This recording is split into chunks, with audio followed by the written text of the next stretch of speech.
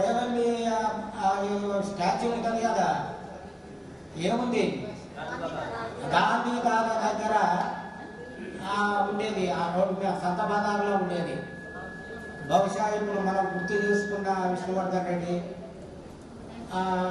పటేల్ నాగిరెడ్డి, లేకపోతే రామచంద్రారెడ్డి, వీళ్ళందరూ ఆమె ఉండేది. నేను ఒక్కనే ఉండేది ఎక్కువ కాలం. చాలా అంటే మీకు ఇది నన్ను గుర్తుపట్టడానికి నేను చెప్పుకోవాల్సిన పరిస్థితి. సరే, మన ప్రధానోపాధ్యాయులు, వేదిక అలంకరించిన పెద్దలు, వెంకటరెడ్డి గారు, తోటి మిత్రులు, వీళ్ళందరినీ కూడా కలిపినందుకు మీకు కూడా థ్యాంక్స్ చెప్పుకుంటున్నాం. ఎందుకంటే మేమందరం ఎప్పుడో పోయి తర్వాత విష్ణువర్ధన్ రావు గారు కానీ లేకపోతే రామారెడ్డి సార్ కానీ వీళ్ళు ఎప్పుడు కలవలేదు. వాస్తవంగా మీరు కలిపితేనే కలిసినాం. సరే, చాలా విషయాలు మన వారు మాట్లాడినారు. బహుశా ఆరోగ్యానికి సంబంధించినవి, ఆర్థిక పరమైనటువంటివి, దాంతోపాటు క్రమశిక్షణ, చాలా విషయాలు అందరికీ అవగాహన వచ్చినాయి. కొద్దిగా గొప్ప మిగిలితే మన జాయింట్ రామరెడ్డి సార్ మా మిత్రుడు చెప్పేసిండు కాదా? ఇంకా ఏమన్నా ఉన్నాయా? ఏమన్నా మన ఆలోచన ఏంటి అంటే, ఇప్పుడు చాలా మంది పిల్లల గురించి చెప్తున్నారు. బహుశా చాలా వరకు అందరి కుటుంబాలలో కొద్దిగా గొప్ప బయట దేశాలలో కూడా ఉంటారు కదా. 92 సంవత్సరాలు హాయిగా ఆరోగ్యం ఉన్నాడు కదా, అట్లానే మీరు కూడా ఉండాలని కోరుకుంటూ ముగిస్తున్నారు.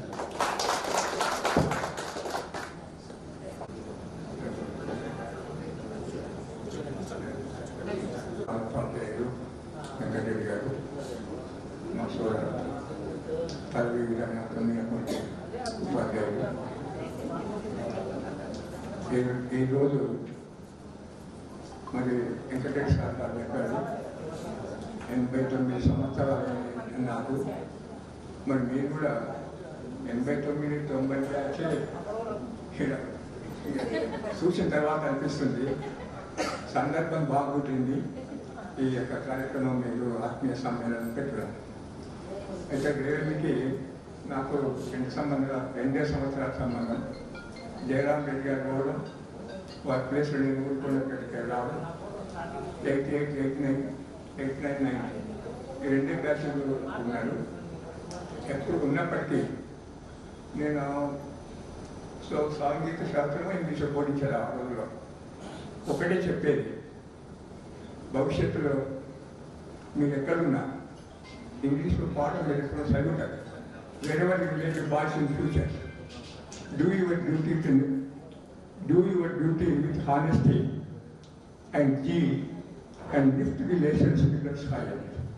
మీరు భవిష్యత్తులో ఎక్కడున్నా, ఒక రైతు అయినా, ఒక ఫ్యాక్టరీలో ఒక వర్కర్ అయినా, ఒక ప్రభుత్వ ఉద్యోగి అయినా, ఎక్కడ పనిచేసినా మనం చేస్తున్నటువంటి పనిని ఎర్నెస్ట్ జీల్ మనస్ఫూర్తిగా పనిచేస్తే అదే దేశ సేవ, దేశ వ్యాప్తంగా చెందుతుంది.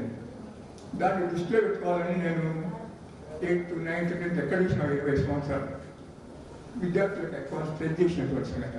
హిందీలో కూడా ఉంది, సార్ సపోజ్ కల్ కరేజ్ ఆజ్ కరేజ్ కల్ మే పర్లే క్యా గోలీ కనిపిస్తా. ఎప్పుడేమైతే తెలియదు కాబట్టి పోస్ట్ పోన్ అనేది పెట్టుకోకుండా ఎప్పటికైనప్పుడు చేసుకుంటే సంతోషం. మీ అందరూ కూడా చాలా మందిని మీ పిల్లలను డాక్టర్స్ కూడా తెప్పించాను. అతను ఆయన పేరు ఒక అమ్మాయి మెడిసిన్ తెప్పిస్తాను. వ్యవసాయం చేస్తూ ఏదైనా హ్యాండ్స్ అప్ అతనికి ధన్యవాదాలు. ఈ రోజుల్లో మరి మెడిసిన్ చెప్పిస్తున్నారంటే ఎక్కడ కూడా మెడిసిన్ అన్నారు. అర్థం మెడిసిన్ చెప్పిస్తుంటే నాకు నా మనసు కోరిక, డాక్టర్ ఎవరైనా చేపిస్తే ఆ తల్లిదండ్రుల జన్మ. నాకు రేవంత్కి ట్రాన్స్ఫర్ అయిపోయిన తర్వాత నేను అక్కడ కొత్తూరు మండలం పనిచేసినప్పుడు హైదరాబాద్కి వచ్చిపోయింది. నేను రోజు ఒకసారి ఇండిబన్ బస్ స్టేషన్లో నేను బస్ చూడకుంటే నమస్తే సార్ అని వచ్చింది. ఎవరబ్బా అని చూస్తే ఆనంద్ కుమార్ అతడు ఉంటే ఇప్పుడు ఈ బ్యాచ్లో లేదు. అలాగే ఆనంద్ కుమార్, అరవింద్ కుమార్ మీకంటే నెక్స్ట్ బ్యాచా మీ బ్యాచ్. అయితే నాకు ఆ రోజు కనపడి నాకు బలకరించి సార్ నాకు మెడిసిన్ దొరికింది 3వ సంవత్సరం 4వ సంవత్సరం అన్నాడు. సార్ 2-3 ఏళ్ళకు చనిపోయినట్టు తెలిసింది, సూసైడ్ చేసుకున్నట్టు తెలిసింది. వాళ్ళకు నేను ఎప్పటికీ అడగట్టుకుంటా ఆనంద్ కుమార్, అరవింద్ కుమార్.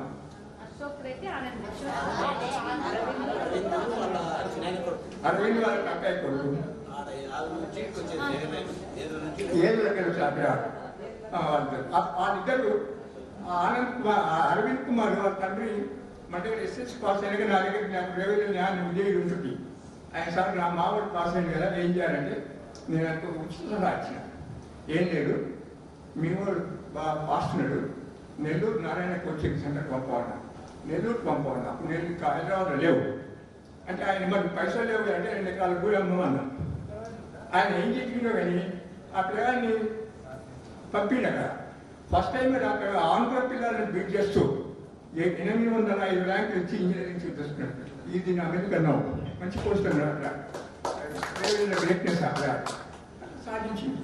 మీరందరూ కూడా సాధించిండు. సాధించిన అందరికి కూడా నేను ఆశీర్వదిస్తున్నాను. మరి మీరందరూ కూడా ముందు ఇంకా మీ పిల్లలను మంచిగా జరిపిస్తూ సాధించారు ఆరోగ్యాలతో ఉండాలి. ధన్యవాదాలు. ముందుకు ఇచ్చిండ్రు. ధన్యవాదాలు.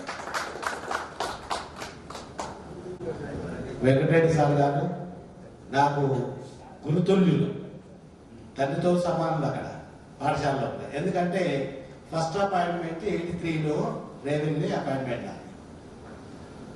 అక్కడ ఒక టీచర్గా నుంచి ప్రధానోపాధ్యాయుని స్థాయి వరకు అడ్మినిస్ట్రేషన్ అనేది ఎట్లా ఉండదో A to Z నేర్పినటువంటి వ్యక్తి వారు.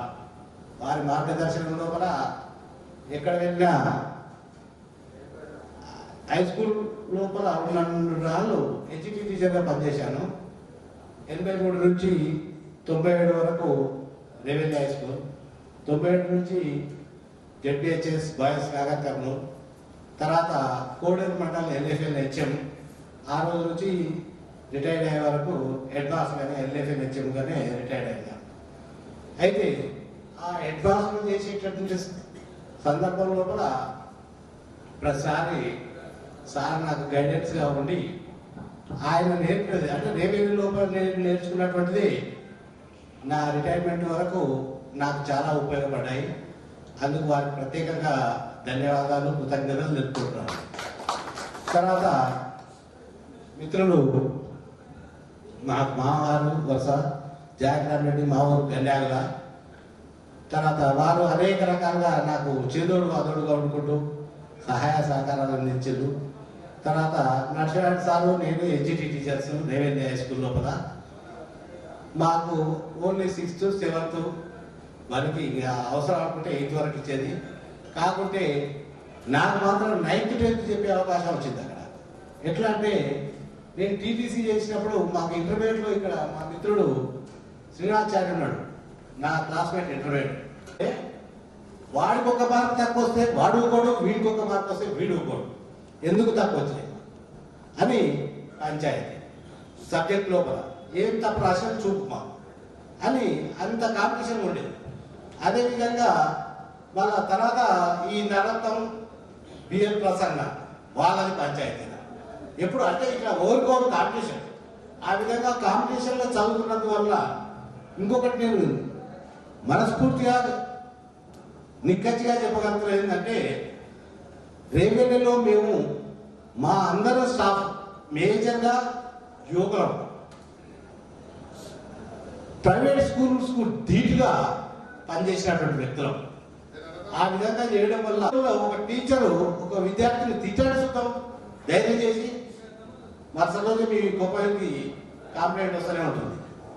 ఆ విధంగా మేము పనిచేసినాం కాబట్టి మంచిగా కృషి చేసినామని భావిస్తూ ఈ అవకాశం వచ్చినందుకు మీకు అందరికీ especially A Nagesh, P Nagesh and మోహన్కి మిగతా మిత్రుల మీ అందరికి కూడా థ్యాంక్స్ చెప్పుకుంటూ మమ్మల్ని అందరినీ కల్పించినందుకు మీకు అందరికీ ధన్యవాదాలు తెలుపుకుంటూ ముగిస్తున్నాను.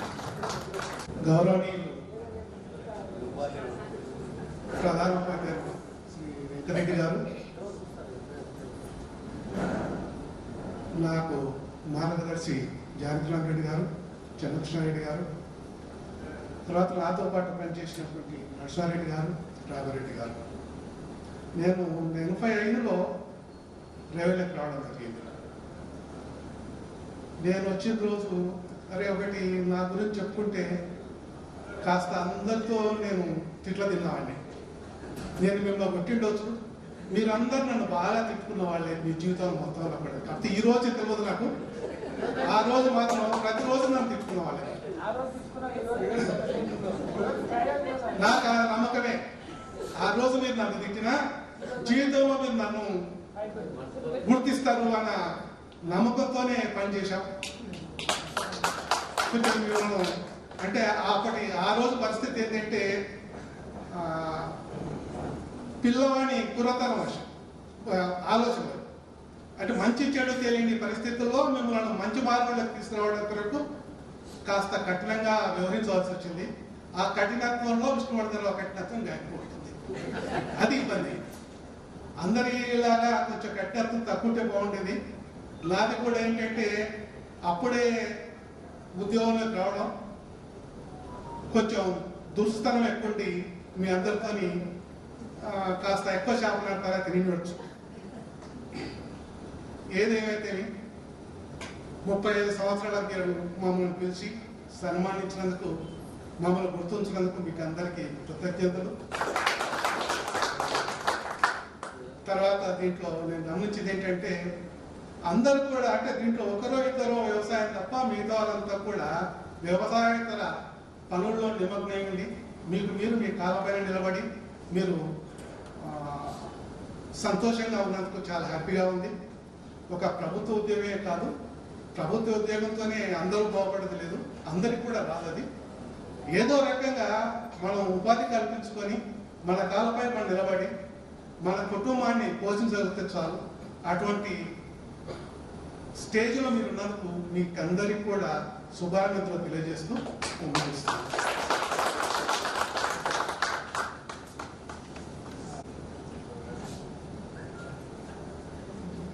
సభకు నమస్కారం. నాకు అనారోగ్యం వల్ల నేను చెప్పలేని పరిస్థితిలో ఉన్నా కూడా ఇది నాకు నా ఉద్యోగ సర్వీస్లో ఇది ఆఖరి ఛాన్స్ కాబట్టి ఎట్లయినా సరే చెప్పాలని అనుకుంటున్నా. అయితే నేను ఇక్కడ యూపీఎస్ ఉన్నప్పుడు నేను ఇక్కడ హెడ్ మాస్టర్గా ఇక్కడికి నన్ను ట్రాన్స్ఫర్ చేయడం జరిగింది. అప్పుడు కొంత 2-3 సంవత్సరాలు జరిగిన తర్వాత ఇక్కడికి విచ్చేసినటువంటి యొక్క ఉపాధ్యాయులు చాలా మంచివారు, తెలివైన వారు ఇక్కడికి రావడం జరిగింది. వారి యొక్క సహాయం వల్ల, గ్రామస్తుల యొక్క సహకారం వల్ల ఇక్కడ యూపీఎస్ ఉన్నటువంటి ఈ స్కూల్ను వాళ్ళు అతి శ్రద్ధతో కష్టపడి దాన్ని హై స్కూల్గా మార్చినారు. అయితే హై స్కూల్ ఇది 9వ తరగతి అయ్యే వరకు నేను ఇక్కడనే హెడ్ మాస్టర్గా పనిచేస్తూ ఉన్నా. కాలక్రమేణా నాకు ఇక్కడ నుంచి స్థానచలనం జరిగిన తర్వాత ఆ తర్వాత వచ్చినటువంటి వాళ్ళు గ్రామస్తుల యొక్క సహకారంతో చక్కగా వ్యవహరించి ఈ యొక్క పాఠశాలను చాలా ఉన్నతంగా తీర్చిదిద్దినారు. ఇది మాత్రం నిజం. కాబట్టి అప్పుడు ఈ గ్రామస్తుల యొక్క సహకారం ఎట్లా ఉండేదంటే ఏది అడిగితే అది కాదు అనే పరిస్థితుల్లో మాత్రం లేకుండా ఒకరికి చెప్తే చాలు వాళ్ళు మాట్లాడుకొని ఏదో చేసుకునేవారు, దాన్ని సరి చేసేవారు. ఇక్కడ బాలరెడ్డి గారు సర్పంచ్గా పనిచేస్తున్నప్పుడు, ఆ తర్వాత రవీందర్ రెడ్డి యువకుడు ఆయన సర్పంచ్గా ఎన్నికైన తర్వాత